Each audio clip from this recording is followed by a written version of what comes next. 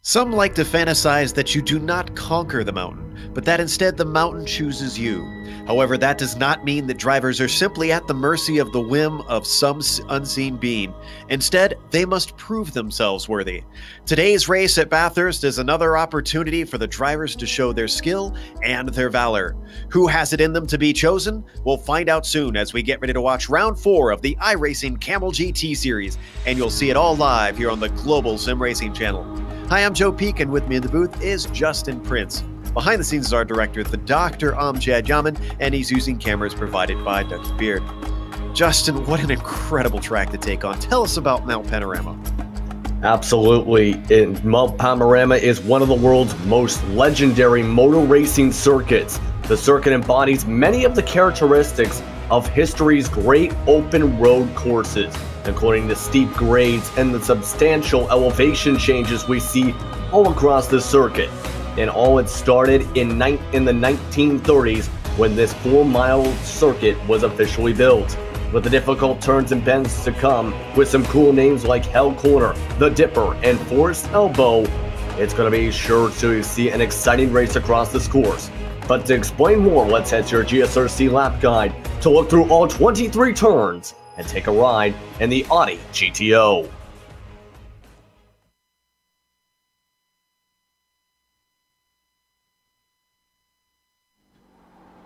All right, we've got Kiradine Dwafia and the GSRC Audi, so let's do a lap around Bathurst. Coming down to Hell Corner, drivers are going to really be focusing on their exit. It looks like a simple 90-degree left-hander on the surface, but because you're coming onto the mountain straight, it makes it one of the most important corners on the track. Plus, these Audis cut a big hole in the air, so it won't take much for your opponent to catch your slipstream and make an attack. As long as they get close enough, they'll get a good chance into Griffin's Bend. But this uphill right-hander tends to cause atrocious understeer, and you'll often see drivers lifting late in the corner when they realize they've got it wrong. From there, you've got to switch sides to set up for the cutting. The blind entry because of the wall and the little kink makes balancing the car under braking a precarious effort. Once it starts to steeply climb, you'll need to get on the power as early as you can without losing grip. You're now into Reed Park, and you need a big lift to make it through the last right-left up at the top. Finally, now that you're coming to the highest part of the circuit, you'll have a trio of quick left-handers in Frog Hollow, Solomon Park, and McPhillamy Park. Every one of them will test your accuracy and bravery, culminating with the nasty curb outside of McPhillamy, which has punished many a greedy driver. After that, you fly over the crest of Skyline and begin weaving back and forth. You'll be slowing the car the entire time, but eventually you're forced to thread the needle at the Dipper. Watch out for track blockages here with how easy it is to get any part of this sequence of S's wrong. As you continue to snake back and forth, it's best to hold the right on the approach to Forest Elbow. There's a sharp drop, and then try your best not to clout the outside wall. At the same time, don't wait too long to get on the power, because now that you're speeding down the Conrad Straight, you're stuck with whatever momentum the car's got. Once again, draft battles are likely to take place if anyone is able to stay tucked under the gearbox of their opponent. But if they find themselves still side by side once they hit the chase, it's going to be extra hairy. There might not be enough room for both cars to stay flat out in the kink, and it eventually becomes a game of chicken with the braking for the left-hander. It's not uncommon to see drivers outbrake themselves and skitter into the gravel because of the difficulty in slowing the car down. Now you've only got Murray's Corner left to deal with, and just like the first turn, it only looks deceptively easy. The very tall curb to the inside really punishes anyone getting too greedy.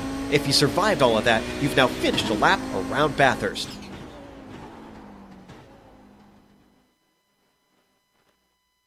Boy, it's a long lap around here, and as such, nobody has got their qualifying times in, so we'll wait for that to happen. But in the meantime, why don't we take a glance at the race details for anybody who is not familiar with the iRacing Kamel GT series. As you can see, we are on round 4 of 12 since this is official racing, and it is a 60-minute race. Now, if you are used to the series, you might be used to the 40-minute length. This is one of their endurance races. A hell of a course for them to choose to do it on. Definitely going to be keyword endurance today. There is no stop for fuel expected, and that is, of course, because these setups are open on these cars, so they can tweak them how they like. However, it is a retro community, and as most of those are on iRacing, the drivers pretty freely share their sets, and it all comes down to the driver, not so much to the set that they are running. And the other thing that we should detail about this, Justin, is unlike a lot of official iRacing, there's no incident limit on this series. Not that I really think many drivers will be able to reach that and keep racing here. Yeah, but there's still some areas where you can have some kinds of those incidents in specific areas, because just on this shot alone, you see that there's a lot of sections where if you make one mistake, you can hit the wall and collect a few cars with you. So there's a lot of those different danger areas, including all the way from Griffins to Forest Elbow. So there's a lot of things to really watch for. Even without an incident limit, you can still have incidents affect your day.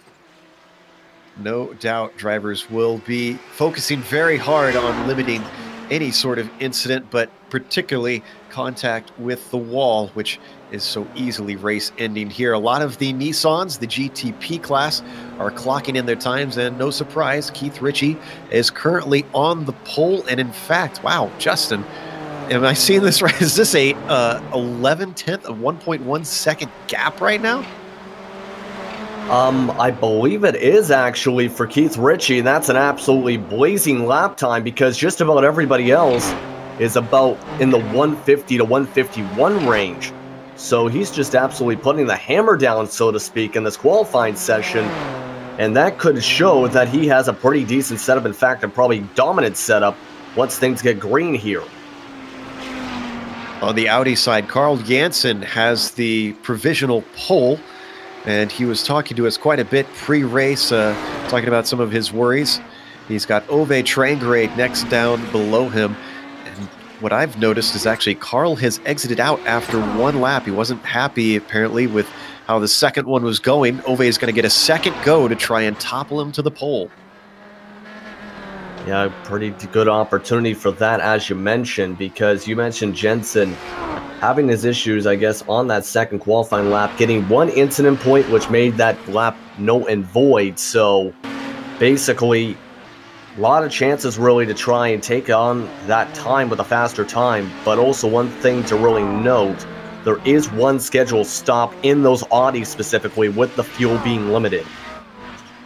Absolutely. Pardon us for being a little bit used to force of habit here. So, of course, both classes will be pitting today since it is an endurance race. Ardo Yamaki did get his second lap in and did improve. It's still a big gap away from Keith Ritchie, though. It looks like roughly it's about 0.7 of a second. That is going to be significant, even on a long track such as this. Nuno Moreira has hopped over from the Lotus 79s as we ride on board with the Iberian driver. He's completing his second lap right now, currently sits in 5th and a 150.6. If he can get 3 more tenths, he'll topple Rob Olenek for 4th, and as he comes across the line, it looks like he does not improve, so Nuno will do no better than 5th today.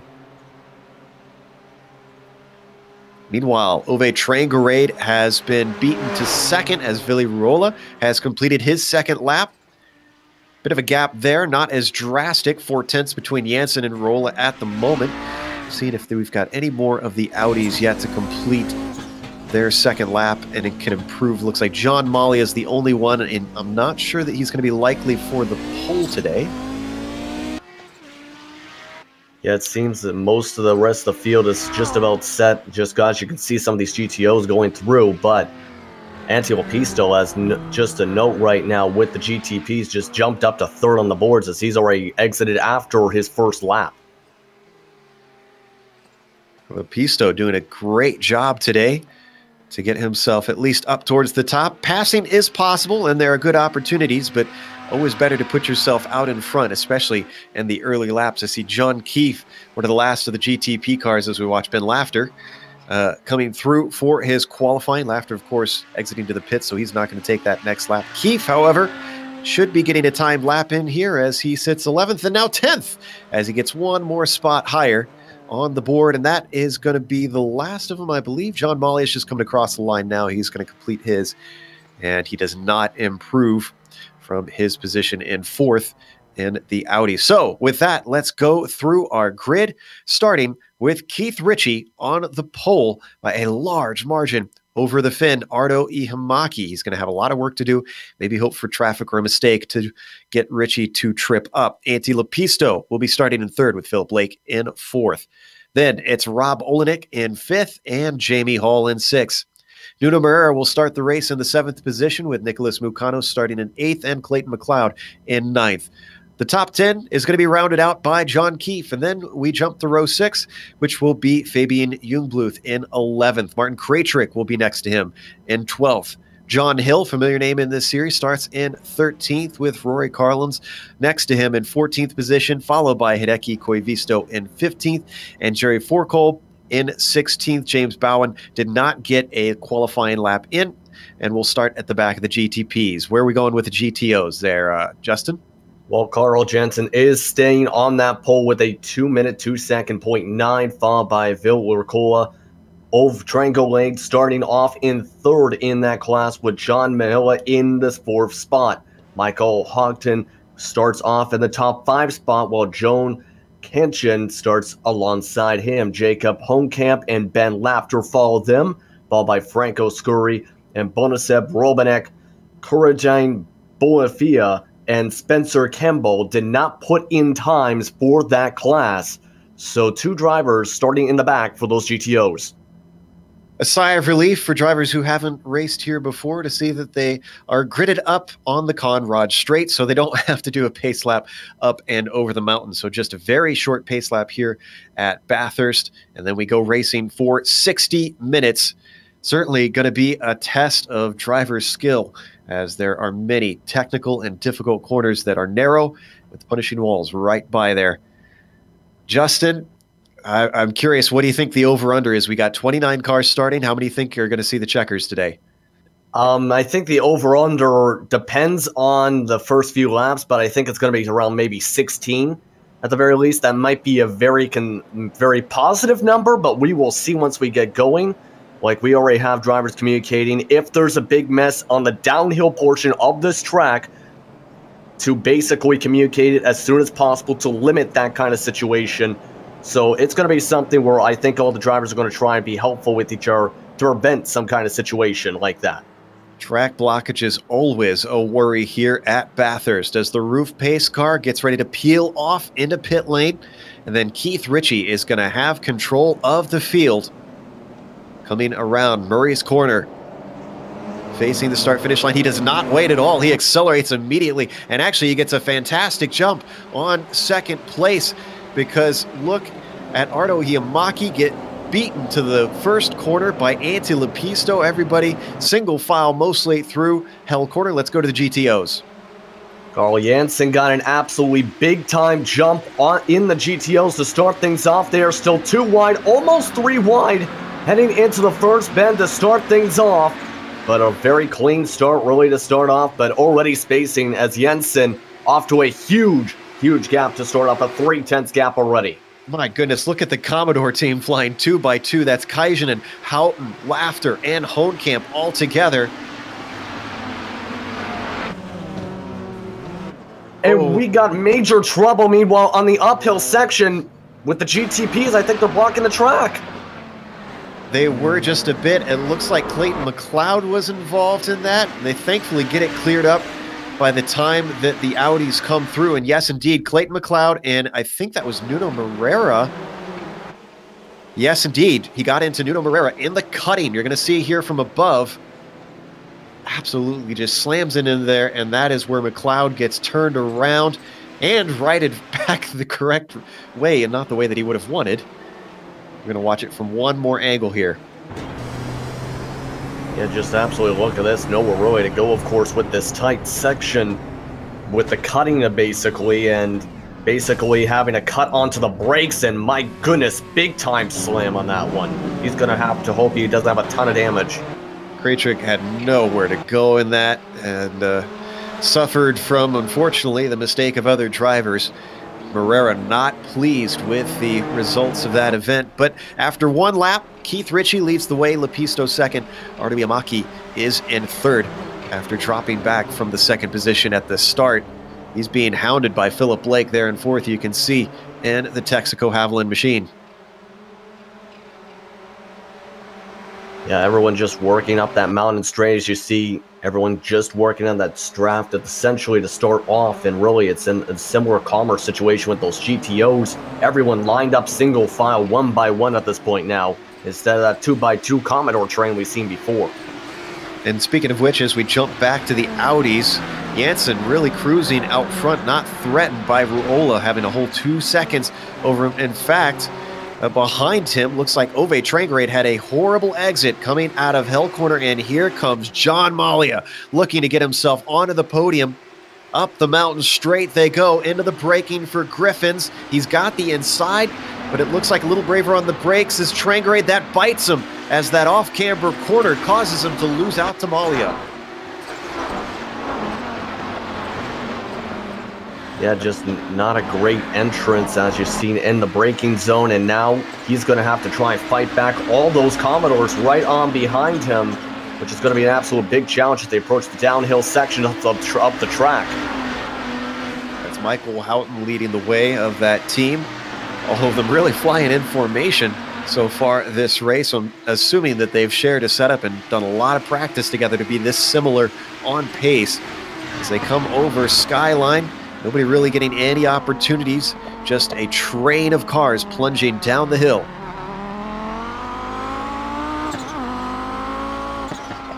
And you can see the precision it really requires to make sure you don't go too fast to bump into a car, and make sure you also don't go too slow to basically set for the pass. Unfortunately, Trangrade is way off the pace on the exit of Forrest Bent Elbow.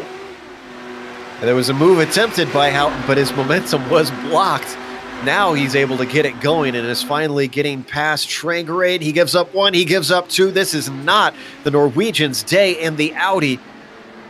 He's trying to fight back with Joni Kajanen. Kajanen cuts him off. Oh, tight stuff there in the Audis coming through the chase. After nearly winning in the Lotus 49, Trangrade finds himself at a disadvantage here in this 80s machinery. Now he's just slipping backwards long as the race continues to go on, because if you look at the lap times around him, he's about 2 full seconds off the pace compared to everyone else around him on the track. Some of that due to the fact that he was fighting for position on that track, or on that corner at least. But up in the prototypes for P4, we don't have too many close battles. The best right now seems to be for 4th position, Philip Lake with his teammate Jamie Hall. Kind of at a stalemate at the moment. A little bit up ahead of them there. Another 2 teammates also in a similar spot, Justin, with Lepisto and Ihamaki. Yeah, Lepisto right now and Ihamaki, as you mentioned, in the same paint scheme as the teammates there.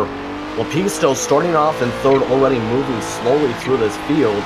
But last time by, both of those 2 cars were just a 10th off of Keith Ritchie. So if they can find a way to cut down that 10th, they might be able to close the gap onto Ritchie at about 2 seconds right now.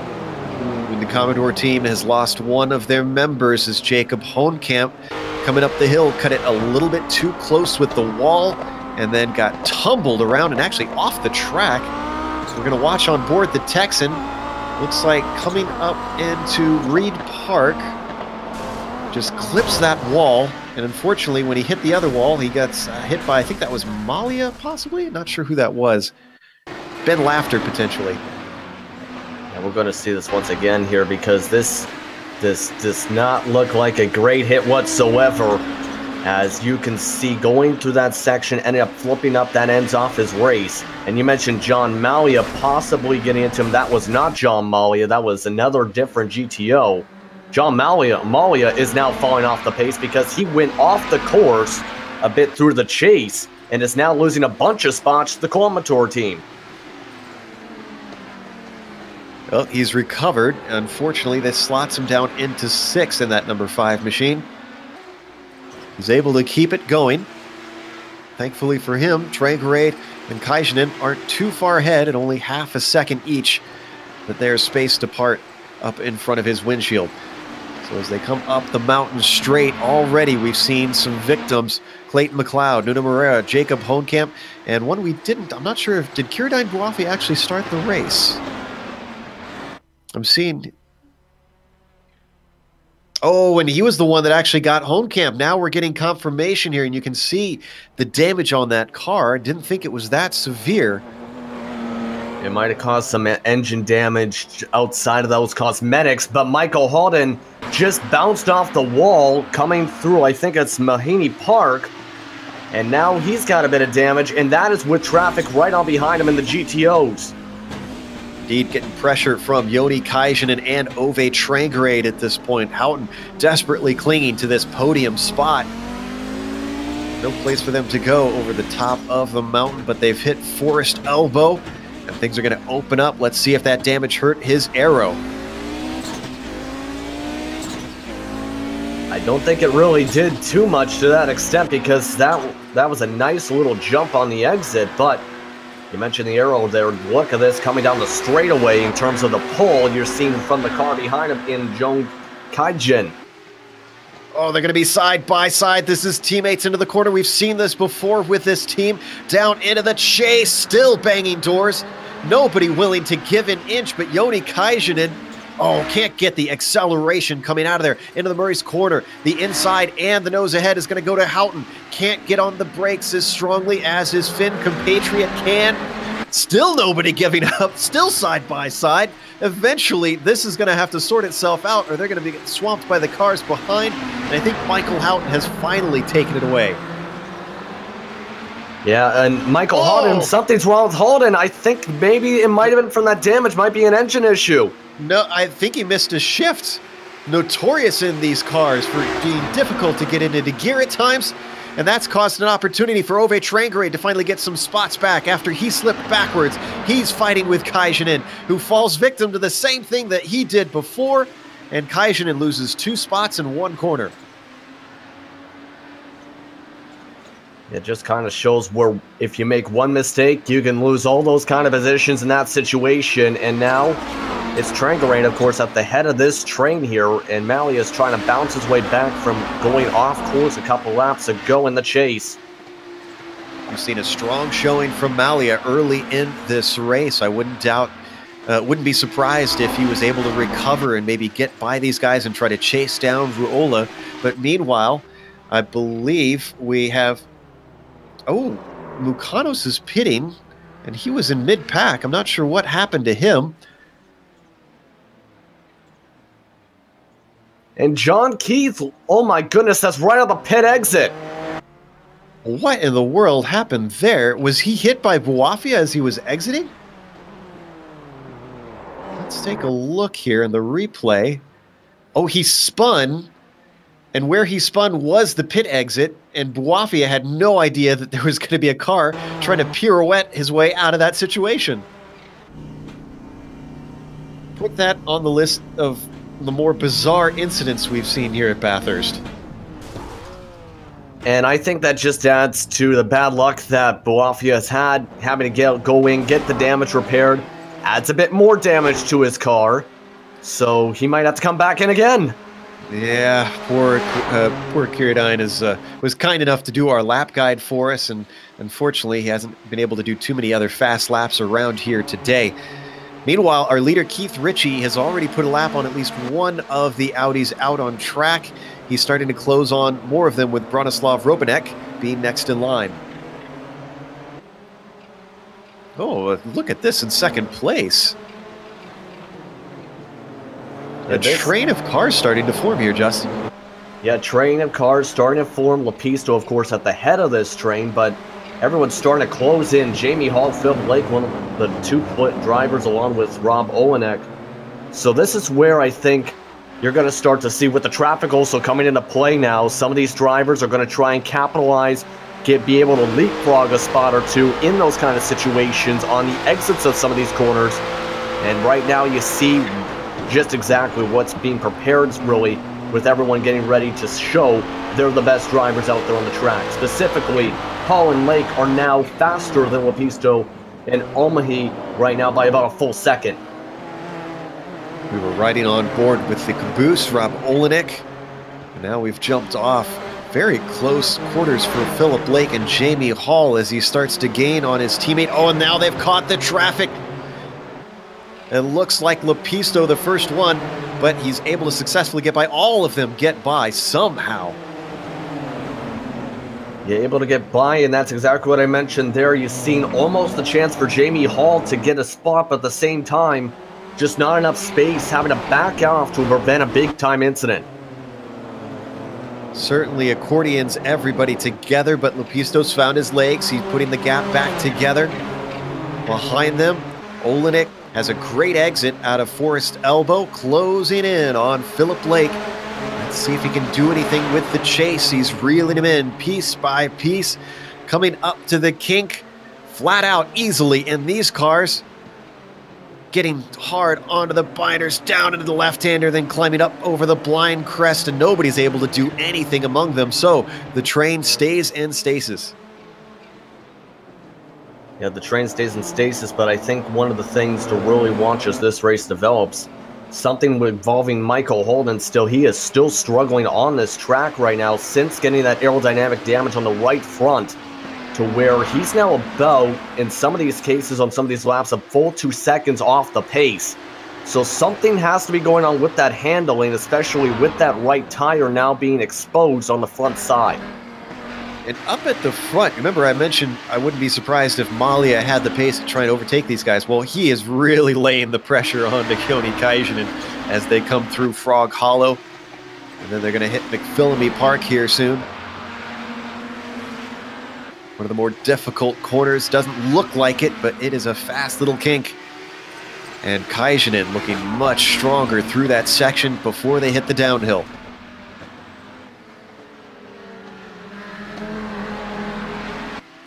Yeah, you can see the kind of precision this kind of really takes to get through to the S's here down the hill, because again, as if you go and hit the gas a little tiny too much, you can possibly mess up the rest of your corners and have the bad exit out of Forest Elbow, which, as you see from Malia, he's now fallen a bit farther behind from Kajanen because of that exit. An excellent point. Forest Elbow just ever so critical to being able to go onto the attack, or the defense, we should say, as they come down to the chase, one of the most popular spots to try and overtake on this circuit, and they're all going to stay in line. So your order and the Audi stays as Janssen in the lead, Ruola in second, and then you have your train that we're watching, Kajanen, Malia, Trangerade, Laughter, and Houghton going from third to sixth.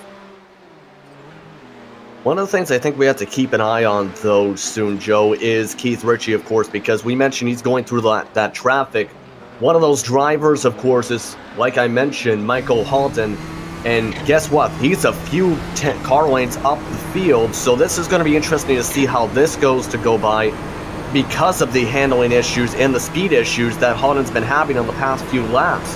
And this is going to eventually set up having to try and work through those battles we're just watching. And we're riding on board with our GTP leader. He gets Houghton first. Thankfully, he gets him at the bottom of the hill before it really starts to get tight. And here, he has to sit and wait. He's got a 3-second lead over Lepisto now. But even if Lepisto comes into this train, he might not be able to squeeze his way through unless he wants to take some serious risk. There goes one more. Keith Ritchie getting past Ben Laughter now. Up next is going to be Ove Trangerade. He sits and waits patiently one more time, looking for maybe a chance before Skyline, and gets him. And I think he has to be a little tiny bit patient through these S's and then be able to dart by out of Forest Elbow. After this is done, the real interest might be with the pack behind him, because now we've got two trains trying to navigate through one another, because we've got Lepisto, Iamaki, Hall, Lake, and Olenek all getting through the cars of Kajanen and Malia, Trangerade, and Laughter.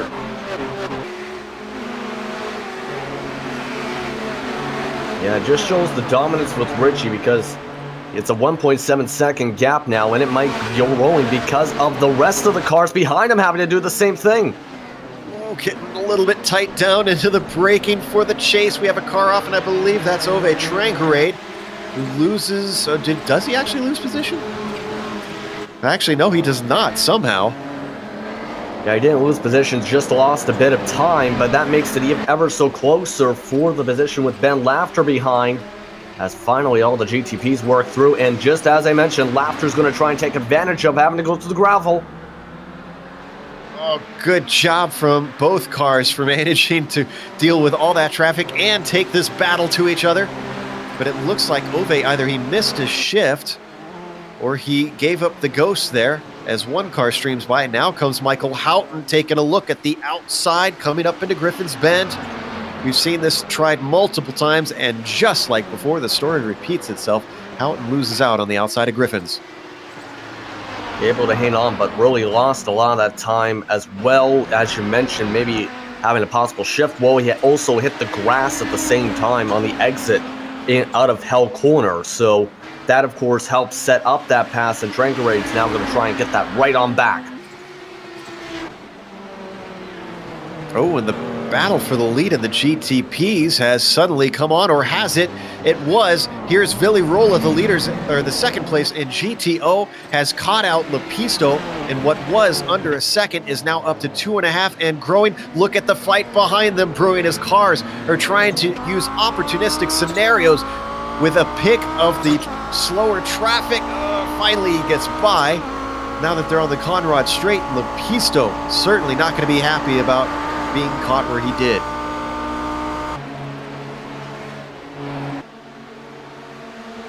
Yeah, look at this. His teammate is able to get a very good run heading into the chase. So able to close that gap just about, and just like that as well, the Philip Blake and Jamie Hall teammates behind them also do the exact same thing. Yamaki very much under pressure with Jamie Hall about a car length back as they come down the front stretch. Took a little bit of a peek to the inside, but thinks better of it. Maybe trying to get himself the acceleration off of Hell Corner. And it doesn't pay off for him. So stays at about 0.3, just behind the Miller Porsche of Ardo Hiyamaki. And there's our two leaders together on track, Jansen and Richie. Both have been relatively dominant today. Haven't really given any screen time to Jansen since the start of this race, as he has kind of disappeared at about a 8-second gap. Yeah, which is absolutely phenomenal, really. But now, of course, he's got to deal with all this traffic with the GTPs as they almost bottled up behind him. That was awful risky from all three cars. That was Hall, Iamaki, and Lepisto going to the inside of McPhillamy. Not often you see anybody go through there too wide, even in multi-class. Yeah, and something I think just happened to Villy Ricola, because he is now off the track. Seeing if we could find a replay. Did you see what happened? Oh, this was driver error. It's coming up through Reed Park after the cutting. Yeah, it's an important thing to really mention, because he was running in second, also a bit on his own. As you see, he hit the wall, it looks like, and smacked that engine smoke coming out, as we're going to see the GSRC replay. This was through the cutting, as you mentioned. I think once he gets back into the pits and exits into the paddock, he needs to have a talk with Jacob Hohenkamp, because they can compare notes on what was a race-ending mistake for each of them. Almost a carbon copy. Yeah, that time, just hitting the rumble strips too hard in Griffin's Count and smacking into the wall. And ends off his day, as you see, right into the advertising boards. Meanwhile, I think we missed John Malia. Oh, wait, no, he's been promoted to third due to that incident we just saw. So that's what's happened there. I thought maybe he had made an overtake. Still not a bad day for John. Wonder if we should jump up to the Nissan battle for third here, because Jamie Hall has gotten up to the back of Iamaki yet again, and I don't think they have traffic. Oh, they've got some Nissan traffic. This is going to be interesting. Something from within their own class, Justin. Yeah, this is going to be interesting, as you mentioned, because there is a few different drivers that have that damage from that first incident, including that car they just zoomed by right there. So it's going to be a bit interesting to see them negotiate through their own class's traffic especially having to go through the S's as they start reaching them. Down into Forest Elbow, nobody once again getting a chance to do anything with that slower car. And something's going on with James Bowden. That's going to be a moving chicane they have to avoid. Bowen, oh, he's so slow on the straight. Did he hit something, or is he intentionally this slow? I think he let him on by, but that was also too dangerously slow even in that situation. I would agree with that. That just seemed like a bad place to stick your car right on the racing line coming out of a very fast corner. But thankfully, everybody managed to navigate it successfully. And our battle for second and GTP has not abated. Even though nobody's quite threatening Lepisto at the moment, Ihamaki, of course, dealing with Hall and Lake just behind him. And they're going to have to deal with GTO traffic once again because Spencer Kemble is right in front of them. Good spot for these cars to catch this GTO machine. All of them just streaking around that maroon Audi with no problem. Yeah, Rob Olenek got there not the best time for him, but still able to get by. Also losing a bit of time was Keith Ritchie because Keith Ritchie reached that Burgundy car out of Hell's Corner. Oh, Jamie Hall! Jamie Hall has smacked into the wall up at Reed Park. My goodness, this was a wallop, and needless to say, he's done.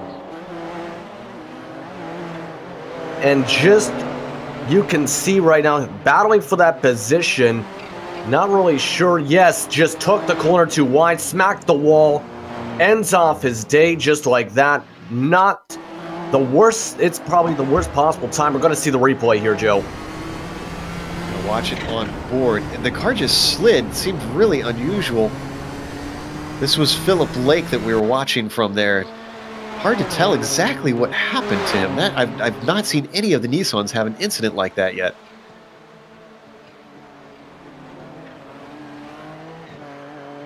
So that changes the complexion of that battle for the second position. Lepisto, Ihamaki, and Lake. Yeah, it just shows the kind of mistakes that can happen because looking at that replay deeper, he did hit the rumble strip. Again, somebody dying off in the rumble strip from Griffin's Mouth. That led to that slide, by the way, into Reed's Park. Just a note. Lake coming in for a scheduled stop. As we've seen at least a couple drivers come in. I believe I see Ben Laughter having made a stop. Michael Houghton. I know excuse me, if I could speak, Nick Mukanos has made a stop, but that was earlier in the race and unscheduled. At least we believe. Yeah, Mukanos, of course, had been in that kind of area where that first incident on lap 1 had, and he had that 50-second pit stop for that. John Mahala, he's going to bring it on in for those GTOs. Third place driver in that GTO class comes in and successfully finds the stall. Here we see John Keefe coming in. Keefe has not had the best of days. We saw his incident on the pit exit. And of course, Hideki Koivisto on the Leighton House Nissan is coming in to get his stop done. And there is our leader in the GTOs, Carl Jansen, climbing up the hill one more time. Jansen just has pulled away at this point with the incident with Villi Ricola, has now gone to that 14-second lead. So if he doesn't make any mistakes, he's in a good position right now. He's in the popcorn seat to celebrate with a bag of popcorn, I mean. He's got one more Nissan behind him, not in the most comfortable of places. That's Philip Lake, but Lake's going to wait patient now that he's got his stop done. And our overall leader has decided now is the time to pit almost exactly at halfway. So nobody seems to be doing anything crazy with the pit strategy right now, Justin. Yeah, no one's going exactly crazy, that's for sure. Not wanting to take any risks because This is, of course, we had the new builds come in December, and for some drivers, like John G. Hill, for example, mentioned they were running out of fuel at the end of their qualifying laps, for example. So some of these drivers do not want to take risks for this kind of week in the middle of January for fuel, especially. Possibly a little bit of a tweak to the fuel consumption and the software for the Nissan. So, like you said, it's very smart for drivers to play that safe hand. This puts Antti Lepisto in the lead overall temporarily. He's actually being balked. Whoa! With a tight squeeze by an Audi. That was Bronislav Robanek. This causes Ihimaki to gain on him as we look through the 007 cam at the teammate. This is an absolutely cool shot to have early here, but Lepisto having to worry about my teammates. They still have to pit and keep at the top. Look at the times. 17.7 for Richie, Lake 16.4. Question is, who will take enough fuel, who will not? If you have the fuel in the car, I have to wonder, Justin, considering they were having trouble trying to get Richie out on track, do they maybe try and stay out and run hot laps now while when they don't have much traffic in front of them? I think they do, because that's where they can take advantage of that situation. But you see there, one of them going right on in. That's Ihimaki, who elects to pit, but Lepisto staying out. So at least Lepisto maybe thinks that he can get some hot laps if he can get out ahead of his fellow Nissan Martin Krejcik, and he's just going to squeeze by. Advantageous timing for that Miller Porsche. Yeah, but like I was just saying, the hot laps, this is where you can close that gap up if you need be, because you'll be able to possibly set up the times similar to qualifying compared to when you've been running into traffic of GTPs in your own class. So this is where, as you said, you can probably cut a couple seconds off that gap. It's just a matter of making sure he doesn't make a mistake in the pits and make sure he doesn't lose time via the pit delta. Speaking of which, there you see Keith Ritchie. Now, in the background, you can see Arto Ihimaki just coming out now. That is a big gap, and the reason for that, we're looking at that timing. Ihimaki not very aggressive on the pit entry. This is something I think just happened right behind Lepisto, pardon me. James Bowden just flipped around. Bowen in the Nissan class, but well down the order, and he was going slow yet again. We saw this before, and this time it did bite him, as it was Lepisto that plowed into him.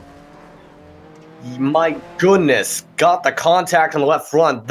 That strategy, I think, just went to bust of trying to hot lap, because just as we mentioned before, it was a situation where that car he just bumped into went 70 on the last time the GTPs had to go around. That time, way too slow in a section where you can go with single file.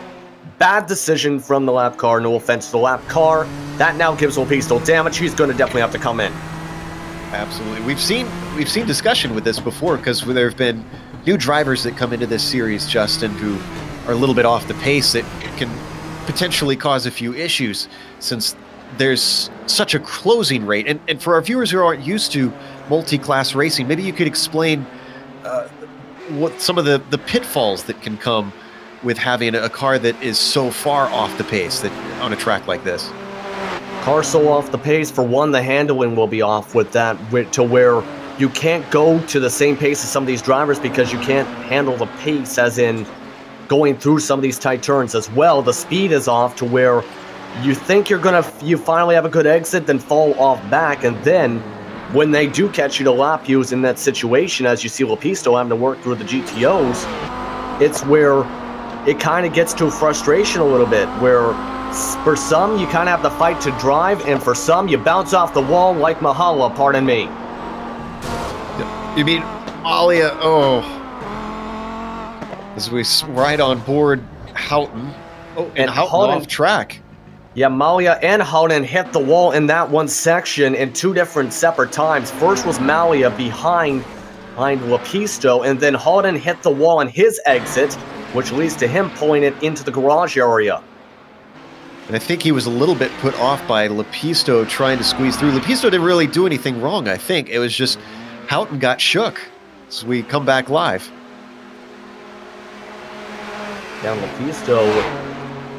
even with that little damage, it does still hurt him, though, still, because he's currently, we're going to have to see the exact time once he gets around this time, but last time by, he was running a minute 52. That's about 1.3 seconds slower than Keith Ritchie. So if he can't get to the pace he needs to, it's going to be Keith Ritchie being able to get on by with using the pit delta. So we watch Lepisto continue, yet to take his stop, so he's leading multiple laps here. Ritchie about 25 seconds back, and I think this is what we talked about earlier, Justin, with Lepisto doing all that he can, getting hot laps in, seeing if he could run down Ritchie when he's clear of traffic. Once he pits, we'll go down the order and update you, since we are now well past the halfway point of this race. Now, to your prediction earlier, Justin, taking a look, I'm seeing 23 cars left on track, if I'm counting correctly. Okay, so maybe my estimate was a bit too aggressive, I guess, but it's... well, we've still got half the race to go. I don't think you're off by any margin. Yeah, a lot can still happen, especially with Carl Jensen still up as much as he can. We're going to watch a replay from Malia. What happened here? This is coming through the cutting. Oh, and he had a half spin there in front of Rory Collins in the Nissan. Collins did a good job to be aware of the situation and woe up the car. Good save, as you mentioned, right there to keep it going. And he's in the grass now. It miraculously brings the car back. Another corner, like I said, where things can often go wrong and you rarely get it back. That was McPhillamy Park. Malia in for quite a ride today. He's already got his stop done, hence why he's a little bit down the order. Oh, but he goes wide. His car might have some damage. You noticed that he hit the wall a little bit earlier. Was that on his right side that he clipped it? It was more on the left side that he bumped off on the exit, but he's been having issues, as you mentioned. I think he's got to probably have something going on with that car. Yeah, but it was like, I think something has to be definitely going on. Kaijin, by the way, just came out of the pits. That puts Kaijinen in third in the GTO class. Going to resume, I think, pretty much where he was before. Oh, no, Ove Tragerade is not pitted yet. Whoa, and Scurry in a bad spot coming out of Murray's corner. Gets it going once again. Was this driver error? Yes, indeed it was. Yeah, just too fast, and in the end, just hooks on around for him. And just having to back up, almost got into a difficult situation out of the exit through Murray's corner. But good for him to keep on going. And he's in 6th too as well, but he still has to pit. Not a very large field in the GTOs today, but that is good news for the drivers that want to get a good result around a difficult track. As we watch Scurry climb his way through Griffins.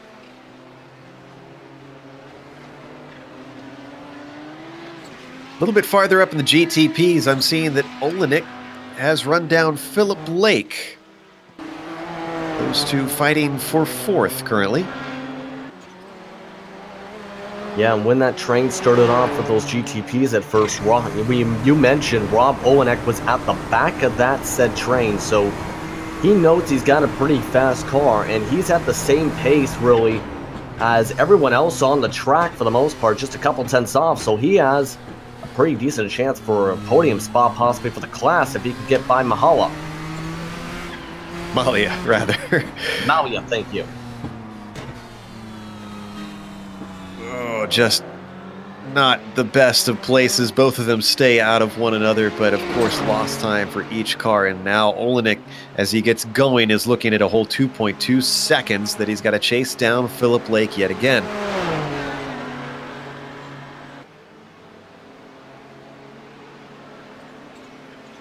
It just shows what happens if you get stuck behind a lap car in those kind of situations in that turn. It's a positive for Philip Lake. The question is, can he hang on to that said gap? Always the difficult part is keeping your pace up, especially in multi-class, because that traffic could just as easily hang up the number 12. That Texaco Haviland machine ticks off yet another lap. We're expecting roughly 32 laps to be completed. for these Nissans. Quite a few incredibly fast machines with that with those ground effects, keeping them glued to the road up here at the top of the mountain, like you see with Antti Lepisto. And Lepisto, question is for him, I think for me, is when are you going to bring it in? Because I think he's trying to stretch this out as long as he can. The question, again though, it's still a 21-second gap, but I don't think he's going to be able to come out in the lead like he might hope to if he keeps it out on track. Maybe he's hoping for a mistake or potentially a way to hot lap a gap. Yeah, and I remember when we looked at it before, it was 25 seconds. I don't know that this is working like Lepisto hoped, but when you're in second and you're not gaining on the leader, you got to take a gamble or do something to try to change the status quo. And that gamble, unfortunately, is not producing a good winner's pot for Antti Lepisto. He stays out one more lap. He still has 22 minutes left on the clock. Meanwhile, we understand that second place in the GTOs, Ove Trangarade, comes in for his pit stop. The number 17 trundling down, and that's going to hand it back over to Joni Kaisinen. And I think the really main number to look at, 17. Oh, and a side-by-side battle between Olenek and Philip Lake. Olenek gets him, though, as he helped to get up there. That was a quick bit of work for him to try and regain that ground. And it looks like, yes, indeed, Philip Lake was caught behind Ben Laughter over the top of the hill. Yeah, that was something I was kind of expecting to happen in case Philip Lake did run into the similar traffic that happened to Olenek. And in that, Philip Lake loses that spot because of that. Lake's not giving up, staying on the tail of Rob Olenek. The UK&I driver wants to get back to that fourth position, riding the coattails of the New England pilot as they come back up the hill.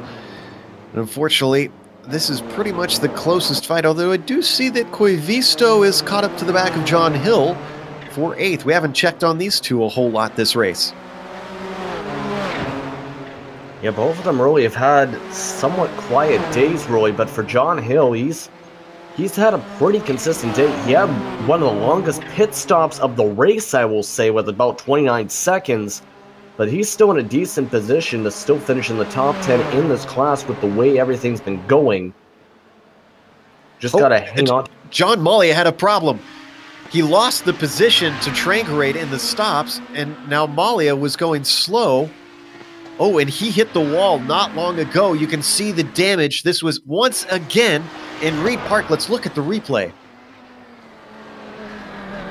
Let's take a look at this, and you might want to cut away from the replay because he just hit the tire barriers, guys. But you can see that damage, and he added even more so just after this. We're going to see it right now. Yeah, there was up through Reed Park, and he just brushed the other wall. There goes Ove Trangarade, and it's going to come up here. I believe it was down into the dipper, was it not?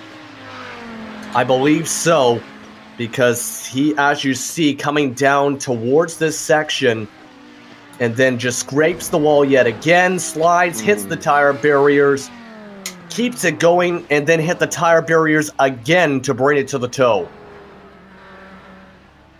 What was a fantastic run for the New Yorker has ended in tears, and this is not a new experience at Bathurst. Many have thrown away good pace and ended their days with an early shower. Meanwhile, Carl Janssen, who we're taking a peek at, is still trundling along. Now 19 minutes left and a gap of, if I'm seeing this right, is that 47 seconds? Am I seeing that right? Yes, you are seeing it right. He still has to pit. He's the only car in the class to not pit yet. Ah, okay, that makes more sense. I was like, my goodness. He must have put rocket boosters on to get a gap like that. All right, so Carl Janssen throwing off a bit of our expectations on the timing and scoring, but he will have to come in and pit with this being a 60-minute endurance race for the iRacing Kamel GT. Is he going to come in this time? No, he's not. He motions towards the racing line down into Murray's, and he ticks off yet another one. Yeah, and here's a interesting situation. James Bowden is now back out from his incident we've seen where he flipped sideways and currently going 55 miles per hour as traffic's working by him. Someone needs to get on the radio to talk to James and tell him he needs to park that car. This is not safe, unfortunately. The Plains driver's heart is in the right place. I always admire drivers who want to see the checkered flag, but this is not going to help other people's races at all. Yeah, I think he got a tiny bit of contact from behind from Clayton McLeod, but I see where he's going, but just a matter of making sure to get by him if you're a driver. But regardless, there's a lot of action still on this track because Pisto's still got a 24-second gap. Watching that fight between, we were watching the fight between Hill and Koivisto, but now we've jumped up to Keith Ritchie, who's actually fallen back, Lepisto rather, who's leading by about 24 seconds. That was 22 a little bit ago, so it's yo-yoing back and forth, but I have a feeling that's more to do with traffic rather than pace. Yeah, and here's the thing that is really interesting. He still has to pit, and I don't know how much gas is left in that machine, but it's probably close to empty. Maybe he has enough for 1 or 2 more laps. That's it, I think. So if he doesn't come on in, it's going to be within the next 2 minutes. And the unfortunate news for Lepisto is he's coming up on James Bowen. Bowen pulls off and out of the way, lets him through. One more lap there for Antti Lepisto, as he is certainly stretching it as far as he can take it.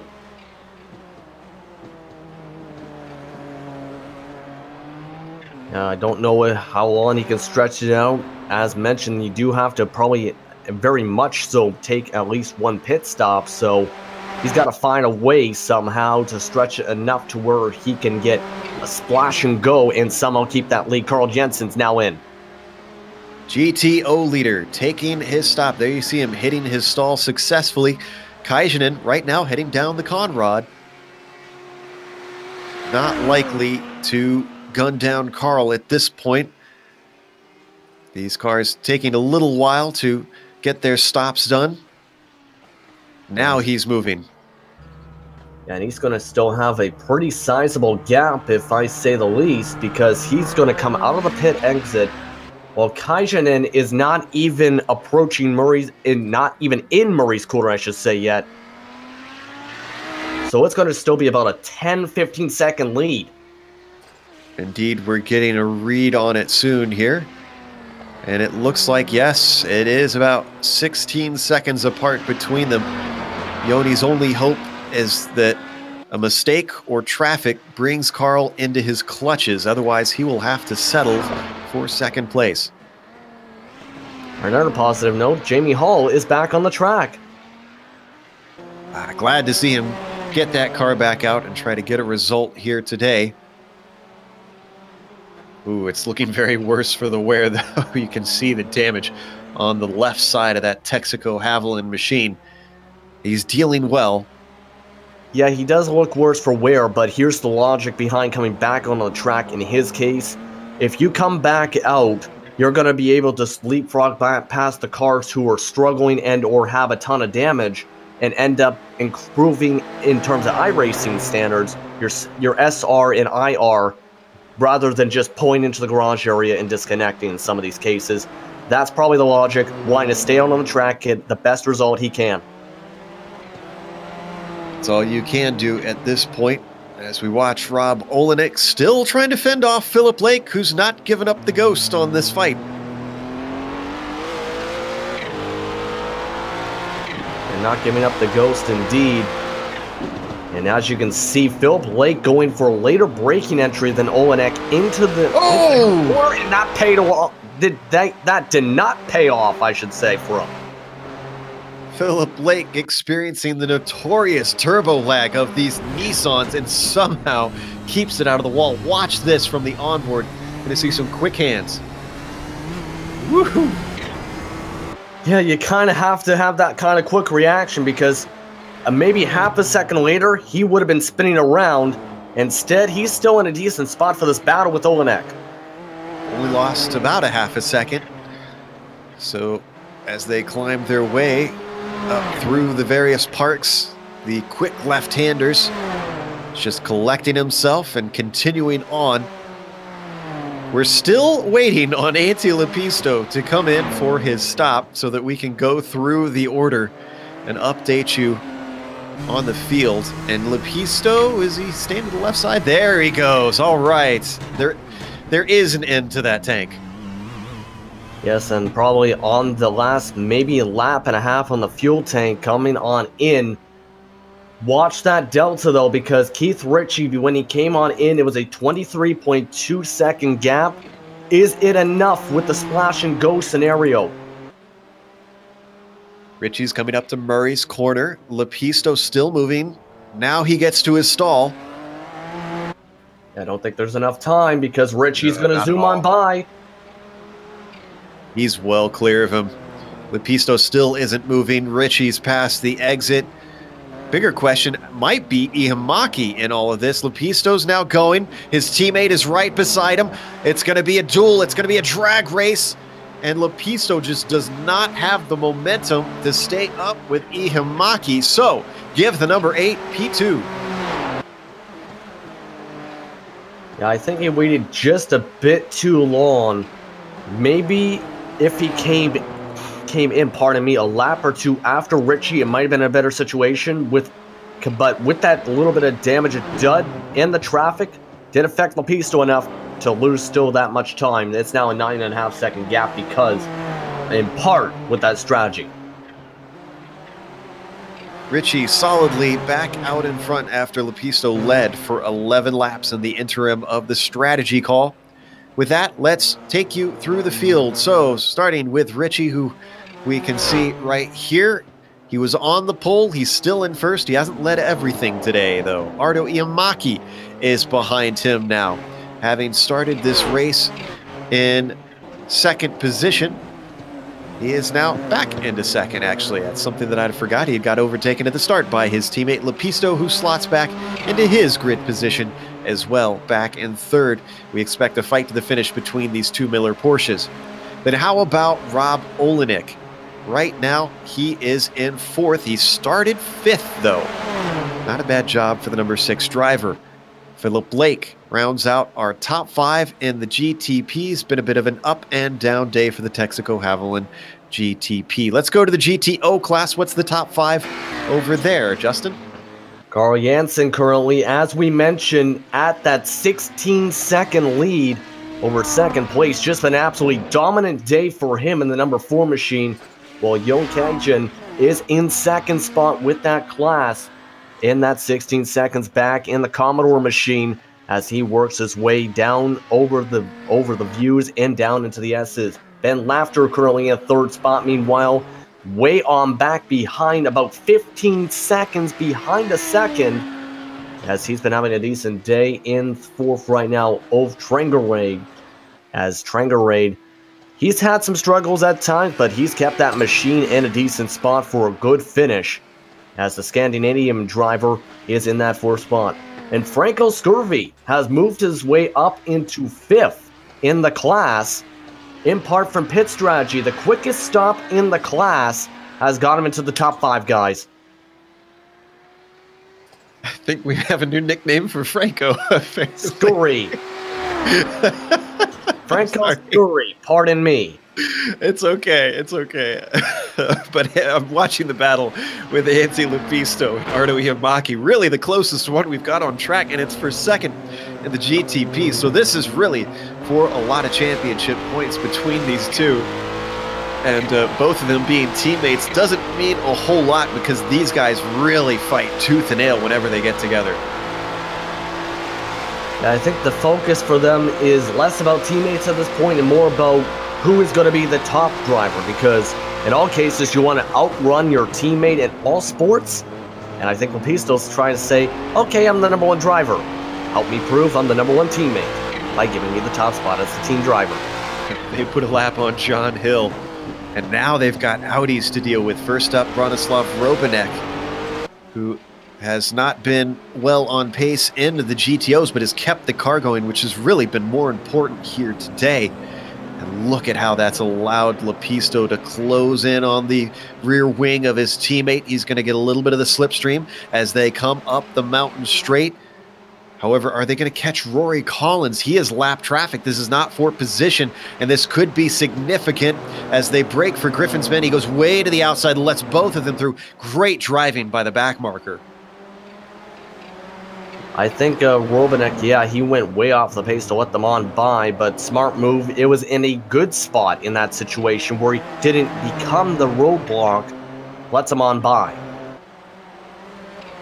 The battle continues for that second spot as Lepisto hounds his teammate up across the top of the mountain, now through McPhillamy Park. He's much stronger through there. Thinks about too wide over Skyline, but thankfully thinks better of it. Not the best passing position, really, unless you want to do a bump and run, which I don't think is the smartest idea whatsoever. But basically, trying to fight for that spot still. Still a few laps for them, as you mentioned. Projected about 32 laps. They got maybe 4 laps to do something. He got a great run out of Forrest Elbow. Look at him start to gain on him. It's getting very close now as they come up to the chase, flat out through the kink, through both of them. Who's better on the brakes? Down into this hard left-hander, and it's going to be just barely going in favor of Ihimaki. It's not done yet, though, because look at how close Lepisto is coming down to Murray's corner. He sticks his nose in, down into this final bend, and this 90-degree left-hander is not going to prove enough of a chance for the Finn to get by his fellow countrymen. Yeah, he couldn't get by that time, but I can expect him to try and wind it up once again, set up the pass for this next upcoming lap. So get himself in a good spot. He's going to be in a good shape. As you can see, he is faster down the straights with that toe. A full 10 miles per hour coming down the mountain straight. Sticks his nose to the inside yet again. And through Griffin's Bend, are we seeing someone actually successfully defend from the outside? Ihimaki has the inside for the cutting. They're going to go door to door as they come around this blind left-hander, and still Ihimaki rebuffs him. Yeah, tough spot to position that, but look who's coming up into that battle with all this positioning. Rob Olenek is right on behind him now. Battling has allowed him to close. They've caught Ove Trangarade. He's going to stay off to the right. Lets all 3 of them through. Now we have a 3-way battle for second position. What can Rob Olenek do? He started this race in 5th. Can he gain even more spots? And how about poor Antti Lepisto trying hard to get by his fellow Finn? He's going to need some of that Aussie grit here in Australia to try and pry the position away from him. Here again, going for the draft. This is going to be possibly where he can get it.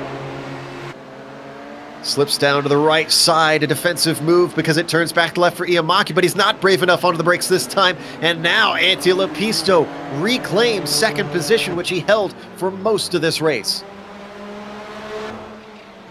Yeah, good way to use that toe behind and able to work his way. And a smart decision for Omahaki to brake early on that to make sure it did not become a dangerous situation, but that opens the door for Olenek to possibly move on to the podium. Exactly. Ooh, big slide, though, coming out of the corner for Rob.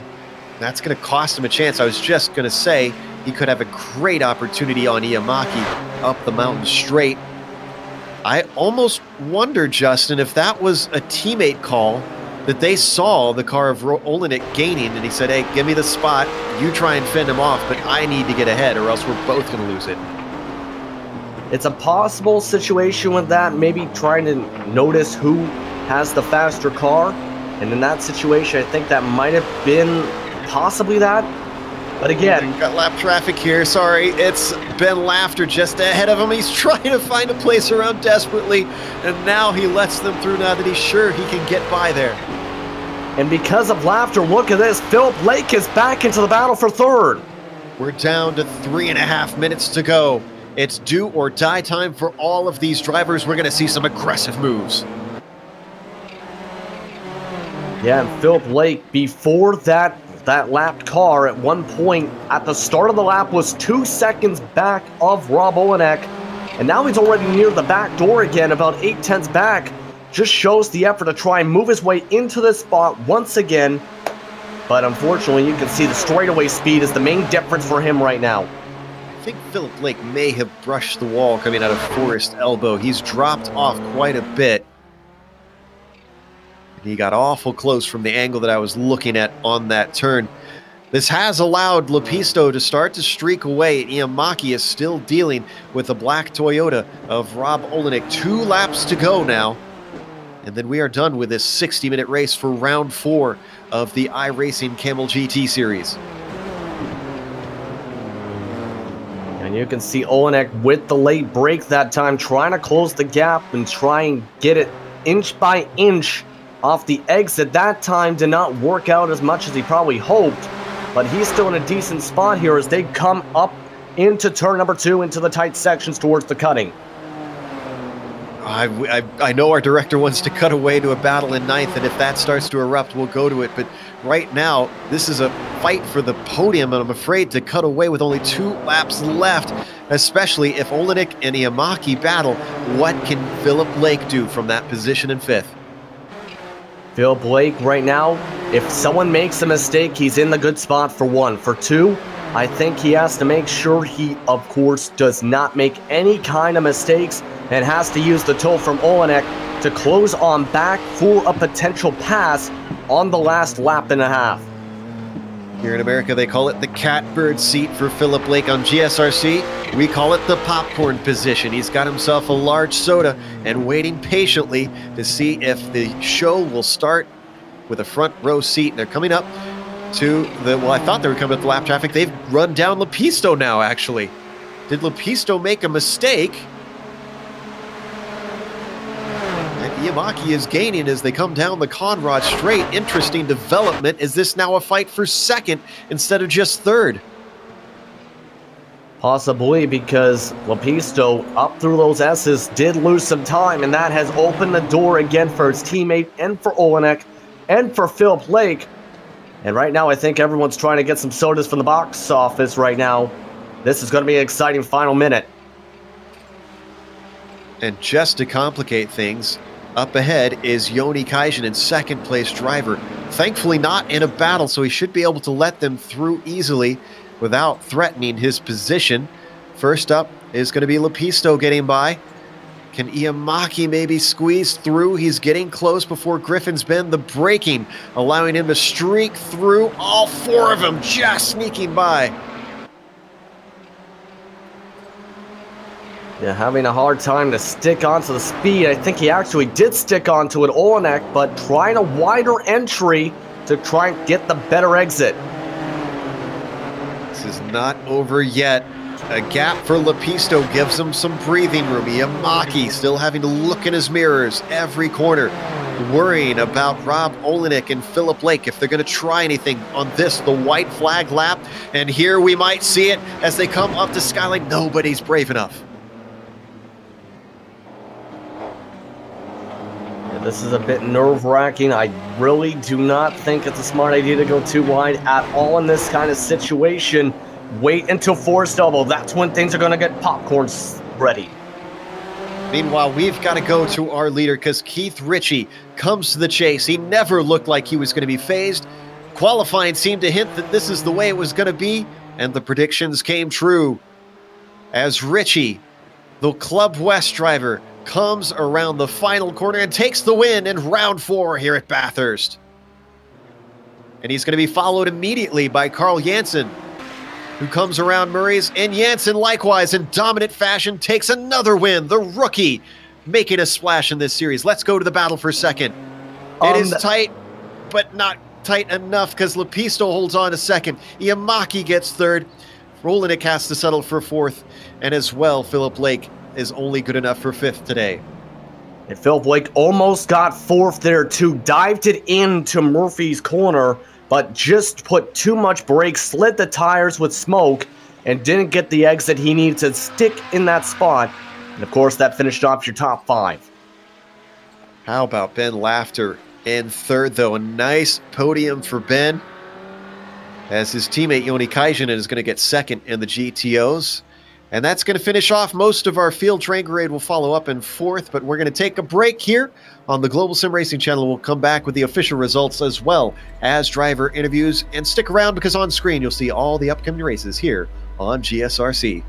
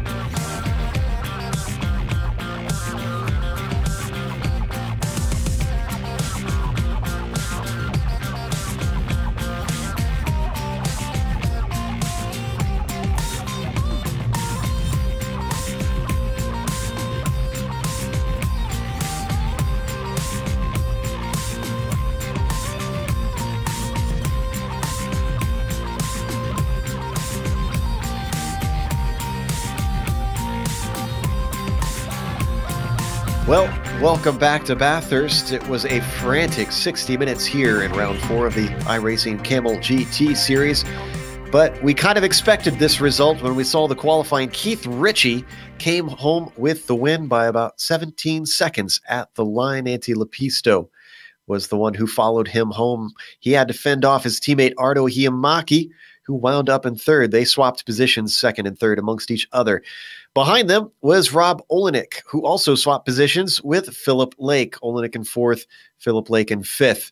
Then you go to sixth, and it was Nicholas Mukanos, who had an early pit stop with Fabian Jungbluth coming home behind him in seventh. The last car on the lead lap, John Hill, was in P8 when the checkers fell, with Martin Krejcik in ninth. Hideki Koivisto looked like maybe he could have done a little bit more, but top 10 was all he could manage. And then Rory Collins was in 11th. We get to the winners of the GTO, and Carl Jansen, and actually managed to finish ahead of a GTP on class in track, and that was Jerry Forkolb finishing 13th there. Justin? Yeah, finishing off 14th. Jon Kajinen finishing off behind for second, behind Jensen for the class. Ben Laughter finished off in third with Ove Trangerlade coming away with the fourth spot. Franco Scurry, not Scurvy, finished off in the top five.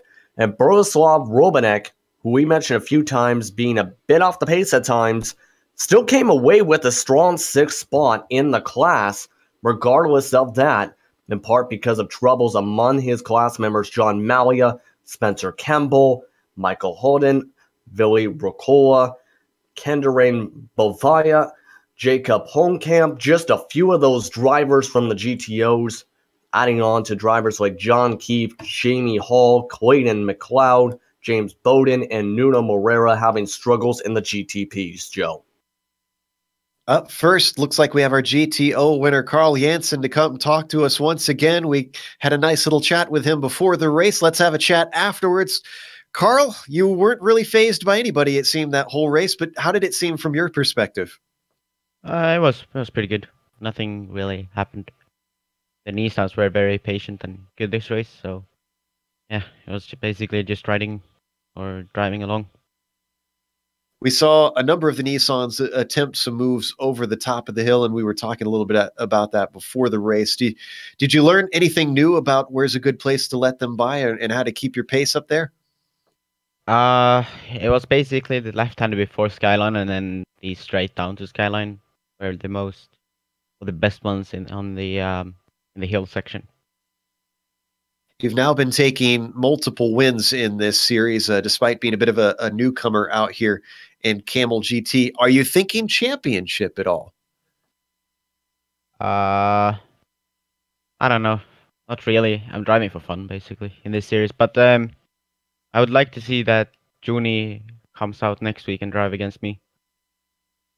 I think a lot of people would like to see him come out and fare against you. There's a lot of people who probably are wondering how your pace compares because he's so fast in this car. Well, again, congratulations on another dominant win, and we look forward to seeing you over in the green hell. Yep. See you later. And up next, Justin, who have you caught up with that we'd like to chat with next? I've caught up with basically the guy who finished off on the podium along with him in Ben Laughter, which Ben Laughter is joining us right now. Thank you for joining us, and Mr. Team Commodore Driver. Hello, gentlemen. And of course, you came away with the third spot in what was, for Jensen, a fairly quiet race. But for you, how was it for you with working in the traffic at times throughout the entire race? Well, for me, it was probably 80% strategy and 20% being careful. It was amazing how the top five of the GTPs seemed to stay in a pack. I look forward to watching that because every time they came through, it was just a hornet's nest. So I sort of timed my pit stop when I saw how tight the GTP pack was. I timed my pit stop so that I would not have to suffer them through the second time. And it ended up, I think, paying off for me. I don't know where the carnage happened today, but I think I skipped a bunch of it by pitting a little earlier than most. Yeah, that strategy did work out for you to be able to work your way to the podium for your class today. But, of course, what was the most difficult part of the track, in your opinion, for today's race with everything going around? Was it, say, Skyline down to the S's down to Forest Elbow or something else? What was, in your opinion, the most difficult thing to handle for today's race? When the pack came through, whenever 3 or 4 Nissans were back-to-back and battling for position, they just can't be as patient as I want them to be, and I understand that, but it puts me in sketchy situations. There was one Nissan that passed me coming out of McPhillamy into Skyline, and it was a really late move around another Nissan, and those late moves are the things that make it scary and make me have to mirror drive. And when I mirror drive, I make mistakes. So it's that kind of stuff that's the most scary. And with this track, all the speed is really, really close to the walls. And so you're already a breath away from death when things are going as expected. So it's a scary place in general. And how are you feeling now that the scariness is done, I guess? Because one of our members of the GSRC crew, Sean Ambrose, mentioned this track should be renamed the Punisher. Yeah, maybe so. It's elating. I love it. After what I would consider a miserable week at Coda, a place with no personality, no consequences. This place is full of personality and consequences. And I know you're battling attrition, and you have to race the racetrack before you race the other cars. But I love that. This is my kind of track. Yeah, I agree with you having the character for this track. And congratulations on the top 3 finish for today. Thank you very much for the time.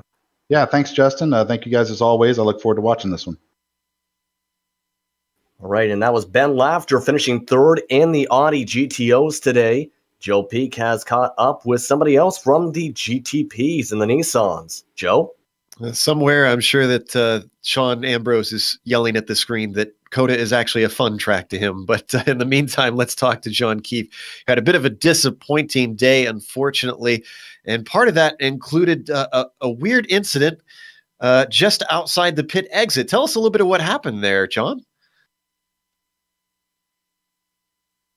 Well, looks like maybe we're having a bit of a problem with John's mic. We'll give him a chance to try and fiddle with it to see if we can hear him again. We're not getting any sound from you at the moment, Mr. Keefe. So as we wait for him to see if he could get his sound going. Fortunately, not still hearing anything, John. Sometimes the suede couches interfere with the mic signal sometimes. Yeah, so the static electricity shocks them and, ruins the mic. So it's understandable. It happens. We'll give John just a little bit more time, see if he can get a good one working. But John, unfortunately, had a bit of a spin at the pit exit, and poor Kiradon Buafia was in the wrong place at the wrong time, just exiting, having repaired his damage. And it looks like, unfortunately, John doesn't seem to have the ability to get his sound working, so we might have to close this one. Our apologies, John, on that, as we just can't hear you on our end for some reason. He'll come back another day. We'll get him an interview in the next race. In the meantime, as we close up, of course, we want to thank the Kamel GT community for bringing GSRC back for another season. We love covering this series. And also, thanks to the companies that provide the software and hardware for our broadcasts that you see here listed on your screen. Additional thanks to Eric Ekholm and Casey Lalonde, who provide our wonderful music. See the screen for how to get a hold of more of their great work. And of course, thanks to the team today, Justin, Amjad, and Dougie. If you'd like to find out more about GSRC, including upcoming races, you can find it at globalsimracingchannel.com, or you can check out our social media on Twitter at GSR Channel or Facebook /Global Sim Racing Channel. Definitely hit us up. We love interacting with our fans over on social media. The next race, we are going to Nürburgring. However, it is at the GP. I know this series has run the Nordschleife before, but they're electing to try a different layout this time to see if they like it a little bit better.